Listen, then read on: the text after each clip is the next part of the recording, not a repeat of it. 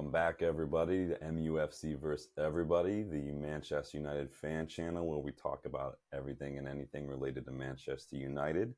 I am your host, Sean, and I'm super excited to be here, and I'm very thrilled to be wrapping up our series focusing on managers that have been heavily linked with Manchester United. Today is our final video in that series. If you've been following along, we've taken a deep dive look at Erik ten Hag, Graham Potter, Roberto De Zerbi, Ruben Amorim, and Thiago Motta. All these managers have been heavily linked. Obviously, Erik ten Hag is our current manager, but since I came up with some criteria to kind of grade these managers on, I wanted to throw ten Hag in there and really see how he rates as well, because I feel like that's fair, right? Give a well-rounded, objective perspective on things. So go ahead and watch those videos. Don't forget to hit the like button on them and let me know your thoughts in the comments. I do respond to all the comments, and I promise I'll respond to yours as well. Please keep it civil, though. My feelings are very sensitive, so be nice. But today we're going to wrap things up with a look at the biggest name probably linked, the one that's been heavily linked to us recently, and the one who's making waves in all sorts of ways right now with the manager merry-go-round. You know, is he going to stay? Is he going to leave? Is someone else coming? Where is he going to go? No one knows. But today we are going to be taking a deep dive look at Thomas Tuchel. So before we get stuck in, and it will be a little bit longer today, but I promise, we're going to get through it. Don't forget to hit the like button. Don't forget to subscribe to the channel if you're new. And don't forget to go check me out on Twitter, MUFC vs. Everybody. Leave a comment as well. Let me know your thoughts, just say hey if you want. And I will respond. I will say hey back. So without further ado, let's get stuck in. So obviously, Thomas Tuchel, he's 50-year-old current manager of German giants Bayern Munich. He did get his start at VfB Stuttgart's youth team coach after he was hired by none other than Ralf Rangnick, who we know has an eye for talent. So he saw something in Tuchel. And it was at Stuttgart that we saw early glimpses of Tuchel's personality, his management style, and also a little bit of his prickly nature. It was early on that, he was already having issues, and he wasn't shy of sharing those issues. So there's an article in The Guardian about Tuchel. It reported he was even let go from his role at Stuttgart as their U19 coach because the club apparently grew tired of his personality. As I said before, he was not shy about sharing his thoughts about clubs. And especially even back then, he was not shy about sharing his opinion of referees. He was actually forced by Stuttgart to pay the fines that they incurred because of his comments about referees. They were fined by the Bavarian FA.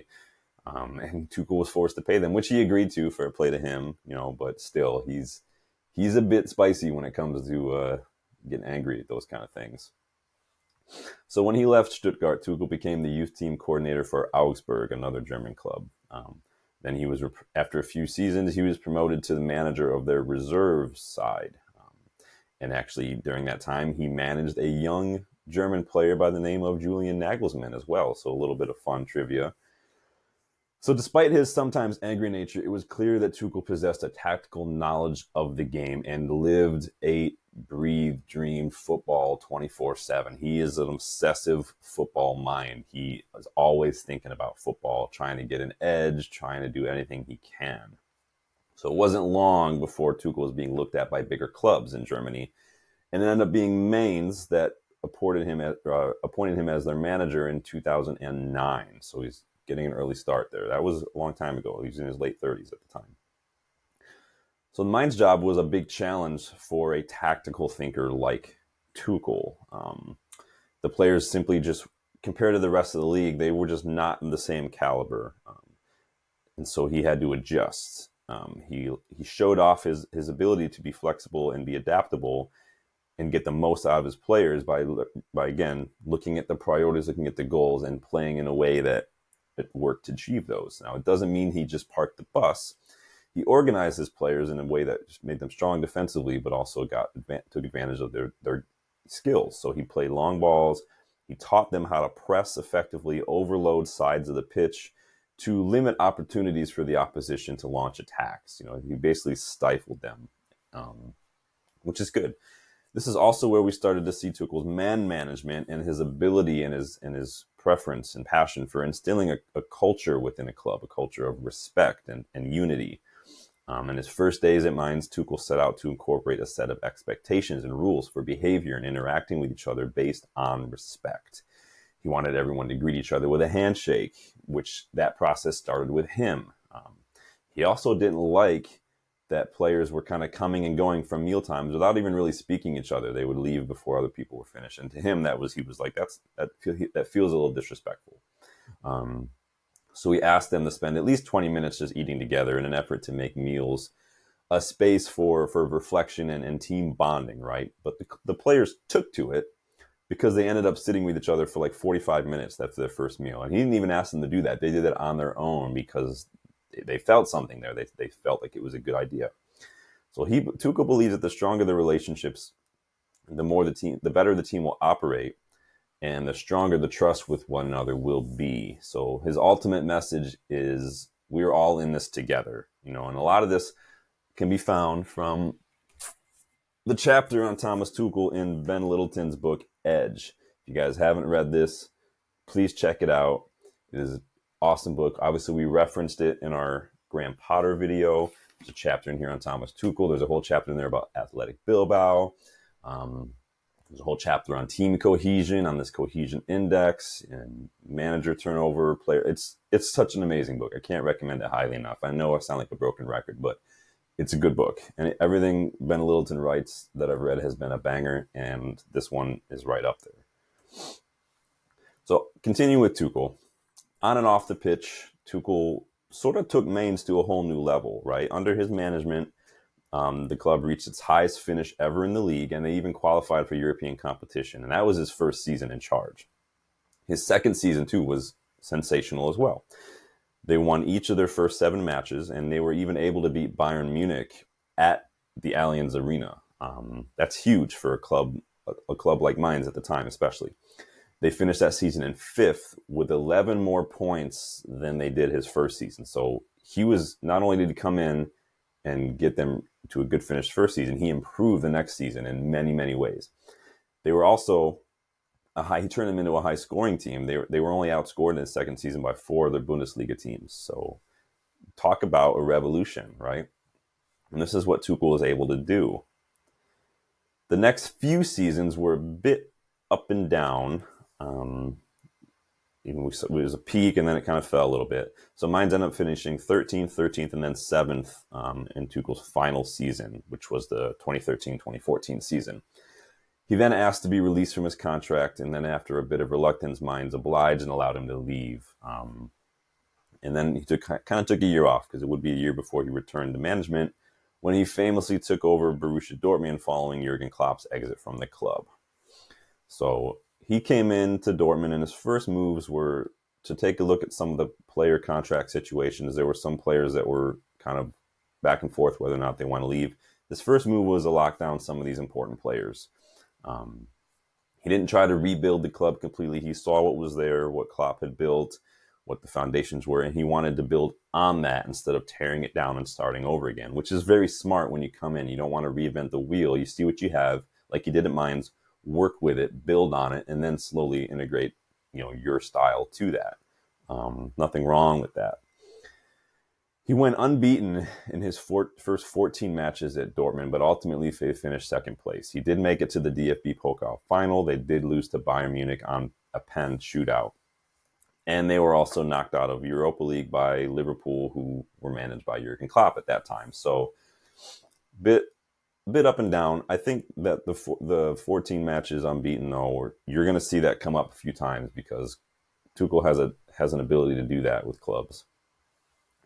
Again, there are a lot of positives to take from his first season, though. Again, that 14-match unbeaten run. They did score a club record 82 goals that season.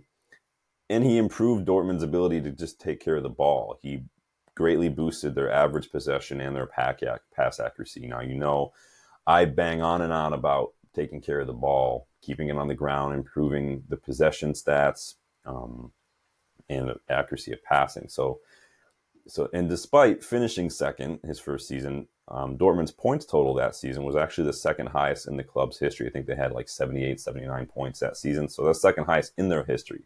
So he came in his first season and he did bits despite not being, I mean, it's the Bundesliga. It's really hard to dethrone Bayern Munich, as we've seen. You have to go literally Leverkusen, Xabi Alonso's Leverkusen had to do an invincible season just to dethrone Bayern Munich this year. So it's not exactly easy. Tuchel's second season didn't go as well. Third place finish, and they were eliminated in the quarterfinals of the Champions League. But he did manage his second season to win the DFB Pokal.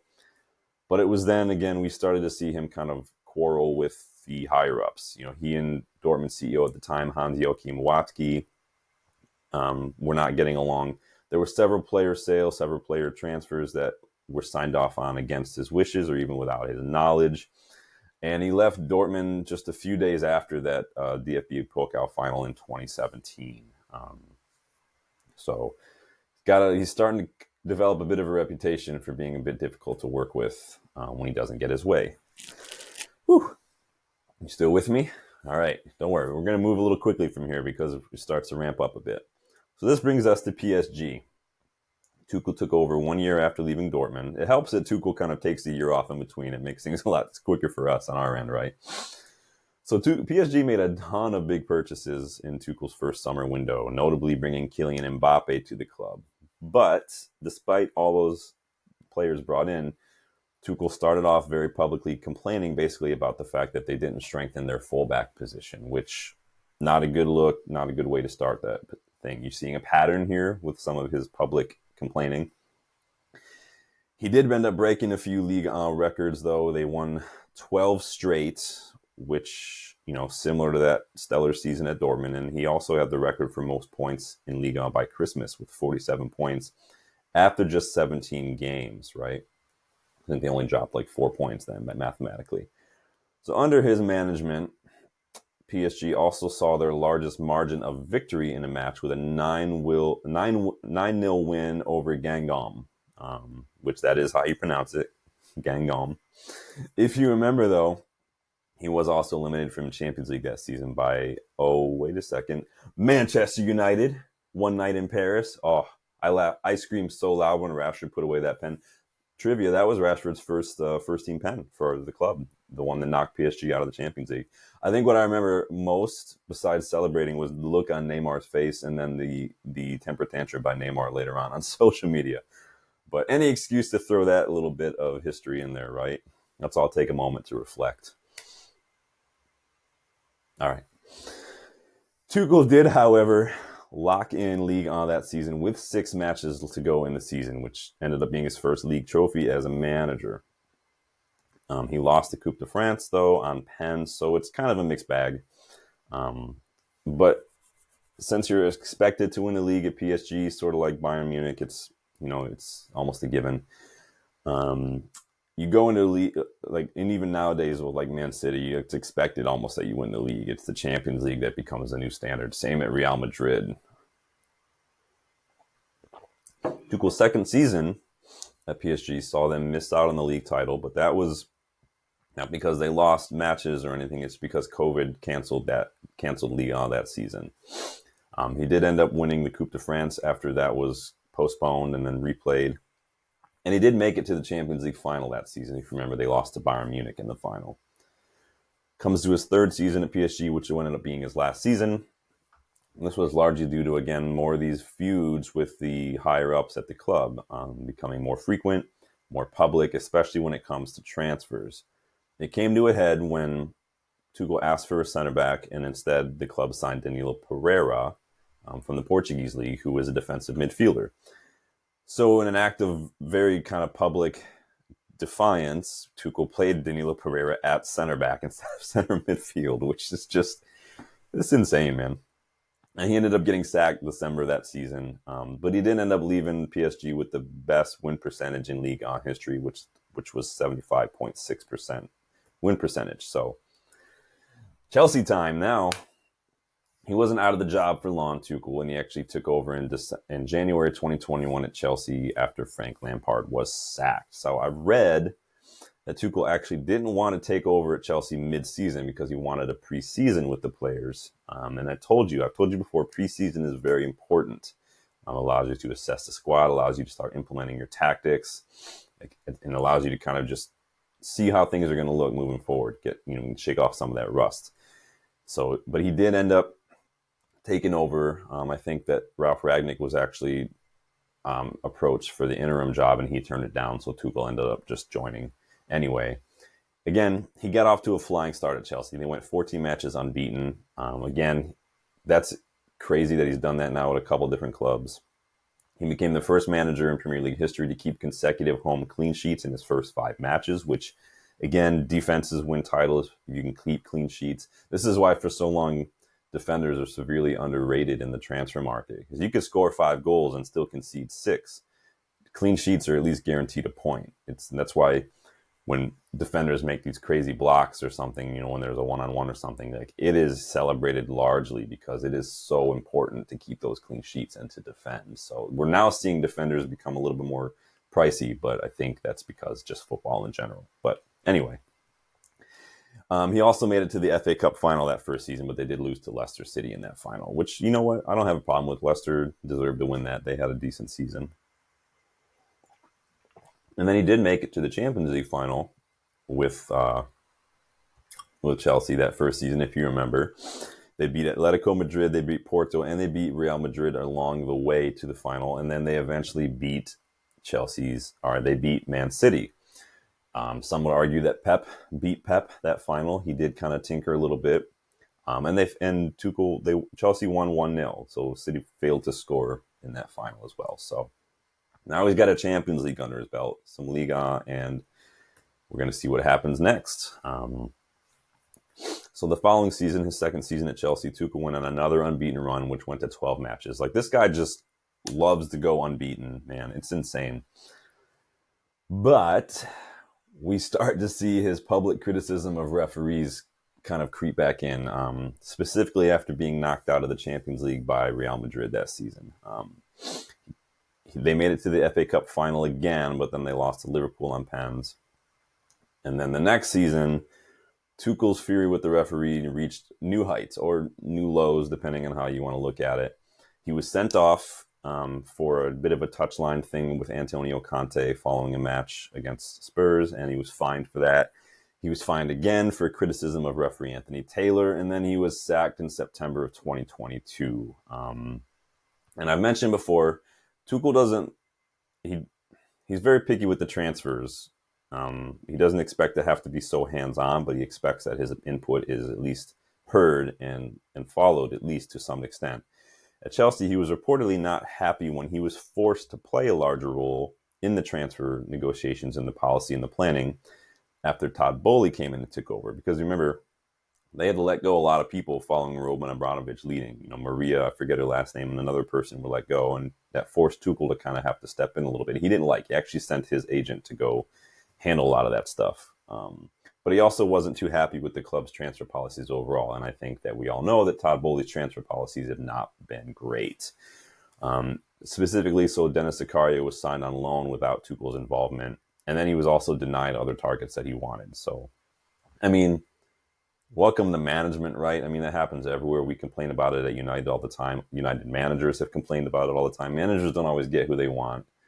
There's a fine line, right? If you want the manager to succeed and he has a certain style, there's a fine line between he has to work with what he has, but also you have to give him players that he needs. You have to improve the squad depth. So it is what it is. But you don't get to fall out with your CEO or your owner that frequently at this many clubs and expect to keep your job. And you don't get to expect to have a sterling reputation when other clubs need managers. So he's also fallen out with a couple first-team players at Chelsea, I think, like Lukaku, Hakim Ziyech, and a few others he just wasn't seeing eye to eye with. And these are high-profile players. And we've seen, at many clubs, clubs will sack the manager over the players many times. So in any case, he took over at Bayern Munich a few months later in March 2023 after Nagelsmann was let go. He did miss out on the DFB Pokal that season. They were knocked out of the Champions League in the quarterfinals his first season, but he did manage to guide Bayern to their 11th consecutive league title with victory on the final match. You remember how neck and neck that was? They had to win, and then Dortmund had to not win. And I think Dortmund ended up drawing that day, and Bayern won. So they locked it in the last day. This season obviously hasn't been great for Tuchel and Bayern Munich. Obviously, Xabi Alonso's Bayer Leverkusen have already won the league. They won that, a couple weeks ago. They locked that in, and they are set to go invincible again. They had to go invincible just to have a chance, and they did. They're in all competitions still. They have not lost a match. Like, that's insane. Bayern Munich and Tuchel were defeated by Lazio in the Champions League in February, which meant that, again, getting back to the season's not going great. So that's 10 defeats for Tuchel in his first 43 games at Bayern, whereas Nagelsmann had 10 defeats in nearly twice as many games. So we're losing a little bit more games at Bayern Munich. I know a lot of Bayern fans have a problem with a lot of the players, so a lot of them are saying they're not good enough or they're too prima donna-ish. I'm not a Bayern fan, so I'll let you guys look that up. But shortly after that Lazio defeat, Bayern announced that Tuchel would be leaving the club in the summer. Though, like I said, Bayern Munich supporters have started a petition to keep him around for another year because they believe in him. He's a Champions League winner. He's a good manager. They want him to stick around. Whew. Let's all take a breath. I'm going to take a drink of coffee. So, that's Thomas Tuchel's tenure so far, starting with Stuttgart's youth reserve and Augsburg's reserves, Mainz, Dortmund, PSG, Chelsea, and now Bayern Munich. The guy has been around the block. He's won. He's done a lot of things, a lot of unbeaten streaks, a lot of records for points, for possession, for win percentage, a lot of it. He's a good manager. To me, he's like in that generation of like that Luis Enrique, that Diego Simeone generation, that Pep generation, right? Jurgen Klopp generation of managers. He's 50. He's in that age range. Like he's in that generation, and he's a good manager. He's got as many Champions Leagues, as a lot of these other managers, and he's won a lot more. So let's get down to the nitty gritty. Let's talk criteria where Tuchel scores in some of our criteria. Obviously, we're talking about tactics and match impact, personality and player ego management, man management, qualifications, crisis management. We're talking about all these things like we do with everyone else. So let's talk first about tactics and match impact. So Tuchel, for me, gets a 9 out of 10. He's known for being a tactical genius, but he's also adaptable and flexible. He thinks outside the box when it comes to training methods as well. So in Littleton's book, Edge, right? Any chance I get to plug this? Tuchel shared with Littleton how he would train his mind side on diamond-shaped training pitches. So this was an effort to facilitate making these diagonal runs and passes. Get rid of those wide spaces, narrow it down to start learning how to make those passes and making those runs. It's forcing players to do that, thinking outside the box. Another instance, he also noticed that his players were holding the opposition jerseys on set pieces and corners, right? So he actually, in training, would force his players to hold tennis balls on these set pieces so they couldn't grab anything. It would kind of condition that behavior out of them, and that's sometimes how you have to do it. At Mainz, Tuchel showed that he could be more pragmatic, depending on who he has in his squad and what the goals are. So due to the level players he had, he consistently used a 4-1-4-1 or like a 4-2-3-1 at Dortmund to work with the players he had. At Mainz, he relied heavily on overloads in specific areas of the pitch, either out wide or in between the lines, depending on the formation. And that was during his time working with Dortmund and Mainz. At PSG, though, he's got different caliber of players. He used a 4-3-3 to get the best out of the attacking talent that he had at the time. Obviously, you remember he had Mbappe, Neymar. Like, these guys were good players. We want to utilize that attacking prowess and kind of just go at teams. What I like about Tuchel is he tends to try to get the best out of the players he has, but he also implements these unique training methods to develop their minds to think in different ways, to critically think in different ways, to problem solve in different ways, and expand their footballing knowledge overall. He uses a gegenpress a lot, which makes sense considering how much he looked up to Ralf Rangnick. A lot of German managers look up to Ralf Rangnick. He is the godfather of the Gegenpress, whether you like it or not.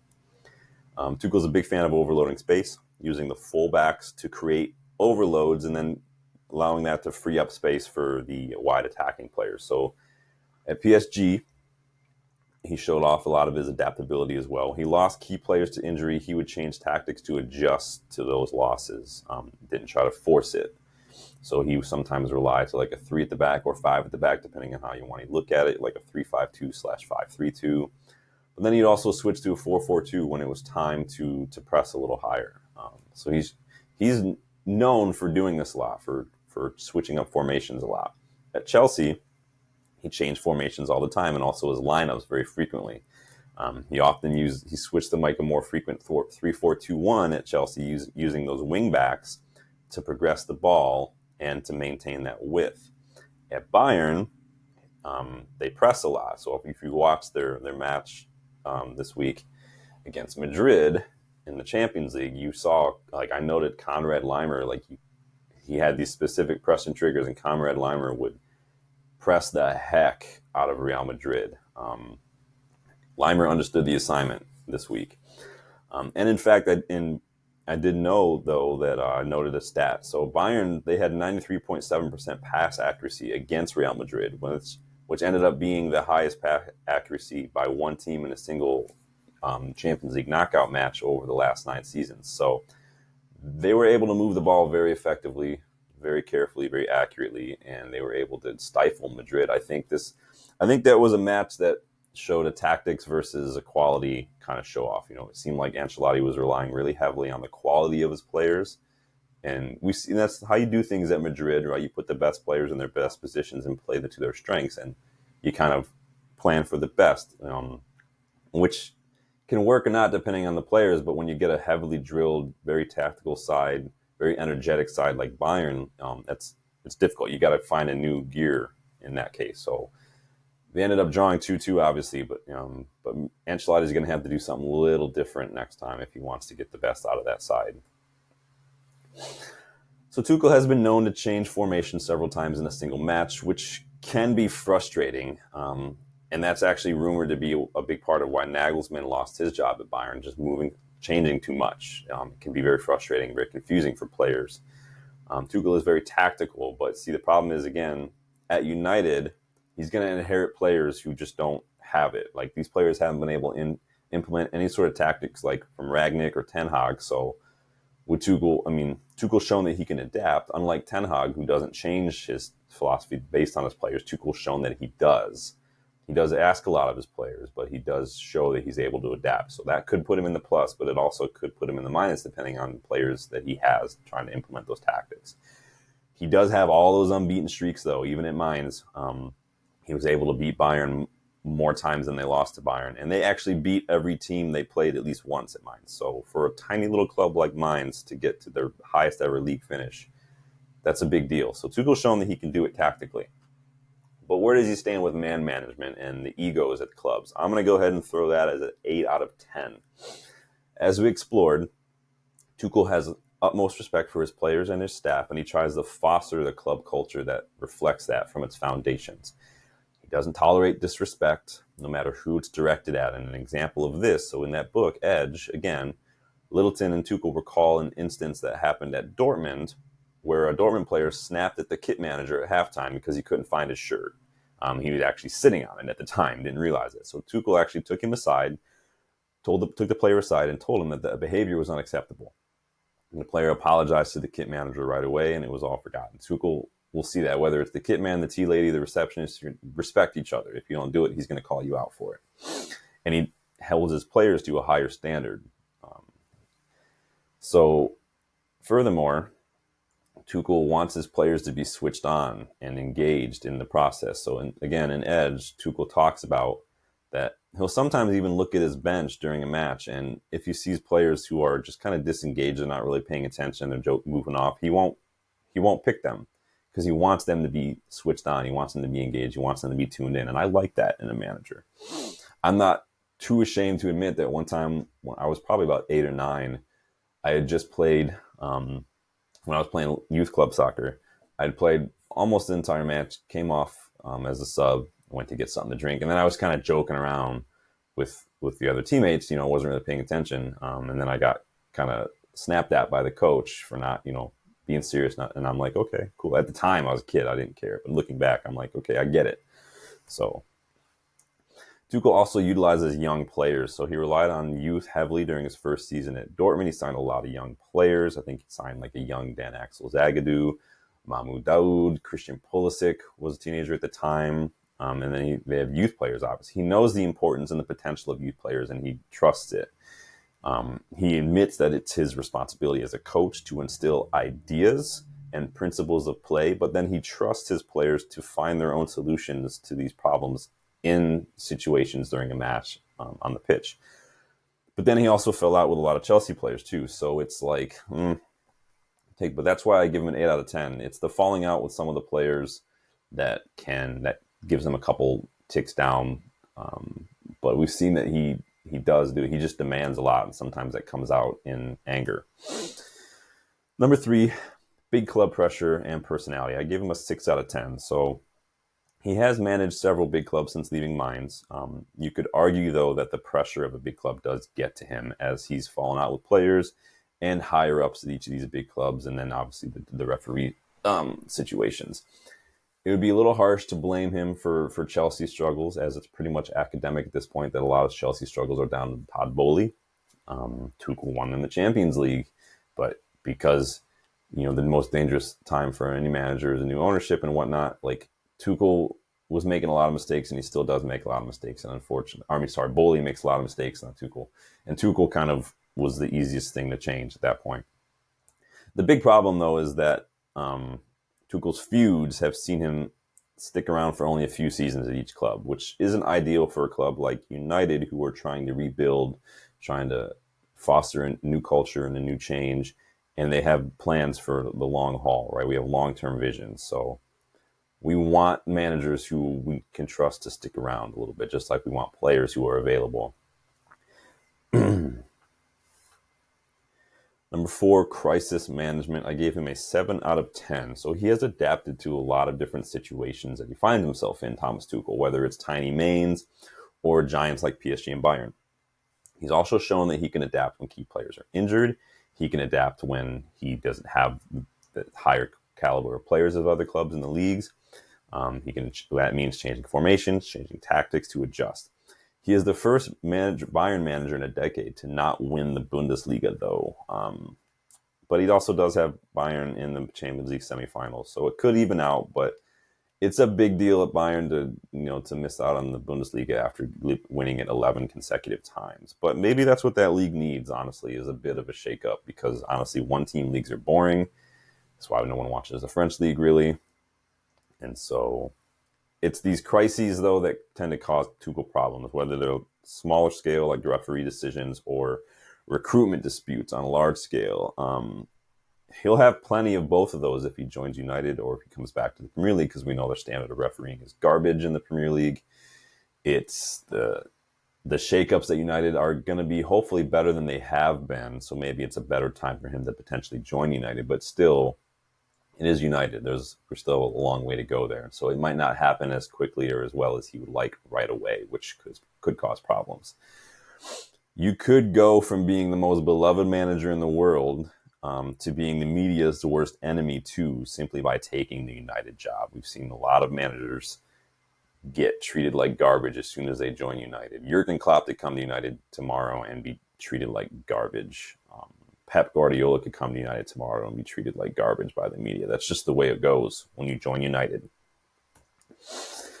Number 5, qualifications. I'd give him a 6 out of 10. So he only has a couple league titles, and they're with clubs where you're expected to win the league. It's just the way it is. Those leagues are one-team leagues, and so it's given. It's like when Pep came to City. Like, City were already winning the league before Pep arrived. So it's not that big of a step. He did get a Champions League with Chelsea, though, after joining mid-season that season, amidst all the turmoil as well. And he did beat Pep's Man City side to do it. So that gives him some points in that regard. He has Bayern again, and he has Bayern in the Champions League semifinal right now. And they did that after coming back from going a goal down in their first leg against Real Madrid. They scored 2 rapid fire in the second half, which is really good. He does have a couple domestic trophies. So he's got the domestic trophies, the Champions League, and 2 league titles in 1 club league. So he's got some leagues to back up, and he's got the Champions League and a couple domestic cups. But I need to see more from him. I need to see that he can compete. I need to see that he can do it. Obviously, he goes on win streaks. He sets up good defensively. So you could make an argument for a 7 out of 10, but I don't. If he had won leagues with in Spain with Sociedad or even Atletico again, ahead of Barcelona and Real Madrid, I would give it a little more leeway. But PSG is nothing. Bayern is almost nothing. So it looks good on the resume. I'll give him that. But our league is more competitive, and I need to know that he's shown that he can compete and go on win streaks and stuff with Chelsea. But it's still, there's a difference between going on win streaks and challenging for leagues in the Premier League. The top 6 is very, very competitive right now, and so it's yet to be seen how he can do with that in this league. But I wouldn't rule it out. So that is Thomas Tuchel. I'm curious to know your thoughts on Bayern's current manager, soon to be free agent. I'm curious to know your thoughts on my thoughts. Obviously, there was a lot there, right? Longer video. A lot of it can be gleaned from the book Edge. You can find a lot of it online as well. There's a lot more to Thomas Tuchel than people realize. He's a very, very good manager. He does have his personality flaws that, I would hope that he'd be able to work on, but it remains to be seen. I don't know if he'd be a manager for the long haul, but a lot of that does have to do with the relationship between him and the higher ups regarding transfers and things. Would he be able to keep his mouth shut about referees? I don't know. He already shows that he couldn't do that this first stint in the Premier League, but we'll see. I think he would suit United like a glove in terms of his tactics, his stature, his pedigree. It's just that couple aspects of his personality. He trusts youth. He plays youth. He works with what he has. He sets up his teams well to defend and attack. He's got goal scoring records. He's got defensive records, those unbeaten streaks. So I think out of all the managers that we've looked at so far, if I had to choose right now, Thomas Tuchel will be my pick. He's shown that he can do it. He's shown that he could deliver, and I would trust him to work with the players that we have, and I trust him to continue with that tradition of youth, and I trust him to start challenging within the next few seasons. Those are just my thoughts, though. Let me know your thoughts. I'm super curious to hear what you guys think of Thomas Tuchel. He's the biggest name right now. He's probably more prevalent in social media and the media in general right now when it comes to United job. And his agent has already said, he's pretty much leaving. Thomas Tuchel reportedly has told his agents that if the United job becomes available, he wants it. He wants to come back to the Premier League. I think he'd be a great fit. Again, that doesn't mean I want Erik ten Hag sacked. It doesn't mean that I want all these changes. It's just these are who we're linked with heavily. This is all, what Thomas Tuchel represents and what he's all about. And of the ones that I've seen, if I had to choose, I would choose Thomas Tuchel. That's just me, though. Let me know your thoughts. Don't forget to like the video, please. Don't forget to subscribe to the channel if you're new and you like what we see. And leave a comment. Let me know your thoughts. I respond to all the comments. I love getting involved. If you like these series, let me know. If you'd like to see more series, let me know. If you have a question or an idea for a video or a series, let me know. I'd be happy to do the work and put in the hours and make that happen for you guys. Check me out, MUFC vs. Everybody on Twitter, and I will see you guys all in the next day or so for our preview of our Crystal Palace match on Monday. So thank you, take care, and I'll see you in the next one, guys. Later.